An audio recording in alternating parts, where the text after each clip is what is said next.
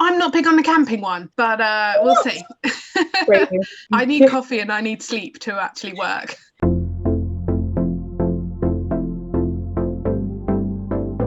Hello everyone, I'm back and we are doing time for a chat.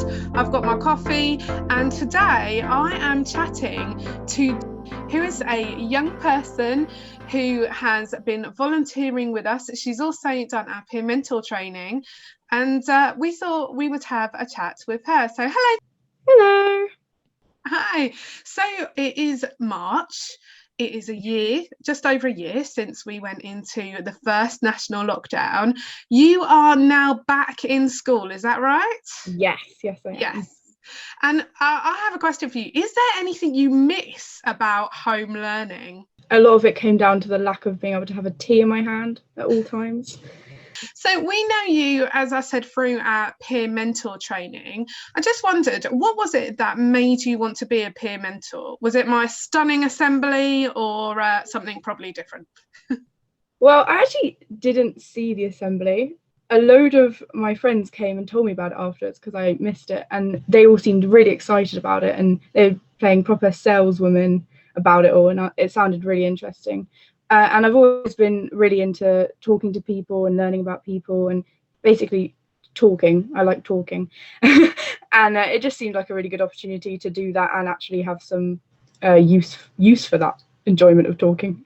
Yeah, no, really good. I completely forgot that you weren't actually in the assembly, so I can't even say it was my fabulous presentation. How do you think the peer mentoring has helped you or will help you in the future?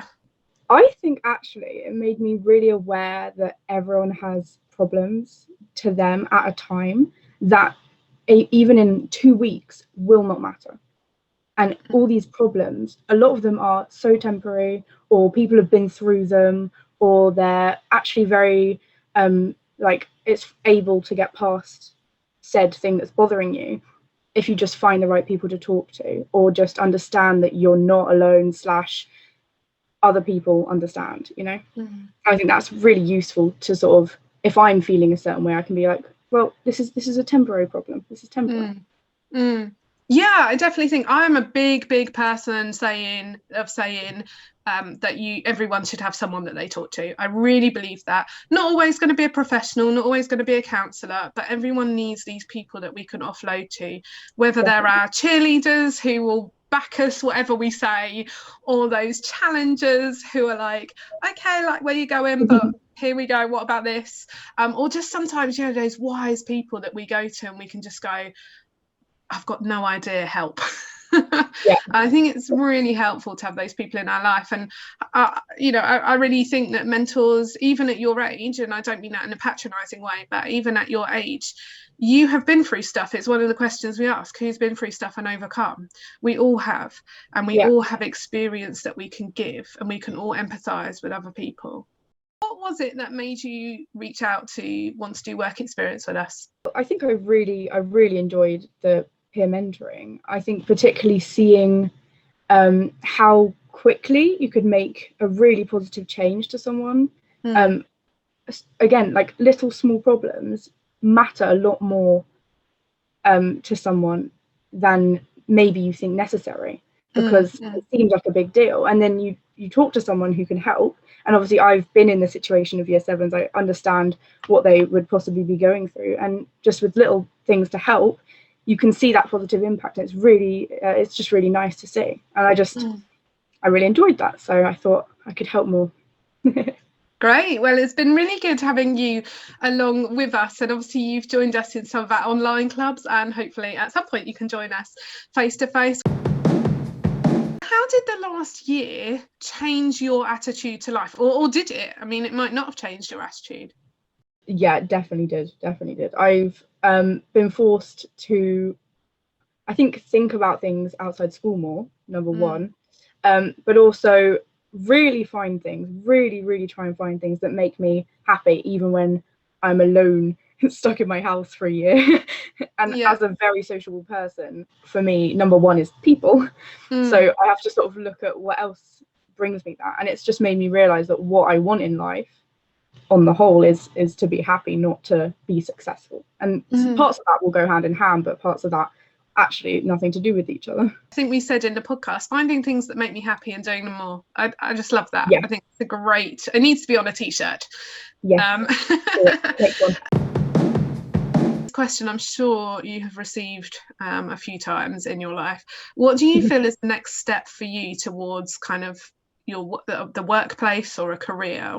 This question always used to stress me out, because everyone around me would be like, this is what I want to do, this is what I want to be, and I always used to not know at all what I wanted to be, and it always stressed me out. But now I feel more at peace with the fact I don't have a big plan. I have some future steps. I want to go to my A levels. I want to do okay in them, hopefully. I want to have a gap year, 100%. I want to travel and have some fun. I want to go to uni. I'm thinking currently about political and human sciences, but that might change. And I don't know past that. And actually, that's kind of fun. That's kind of exciting. That's cool. I definitely feel that whereas maybe other generations, and I would include myself in this, looked at careers, this is the career I want to go into, I definitely feel that the tide has changed, and it's more about looking at what your skill set is and how that then fits into a career. And so I think, like you said, with this pandemic, you being able to explore your skill set, actually that's a really strengthening thing, because you're going into, this is what I can offer, these are my skills, and rather than I am going to be A.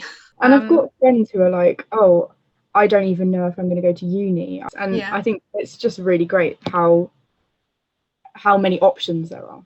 Do you feel that the future has hope for young people, particularly when it comes to the workplace? I think more than ever our generation is really crazily diverse, crazily accepting of new ideas, and I think there is a lot of hope of the things that our generation is going to achieve.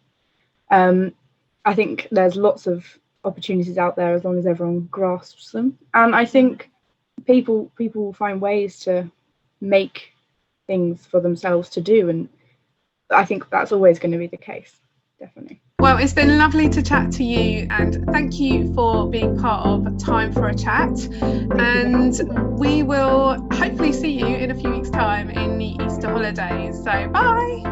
Bye.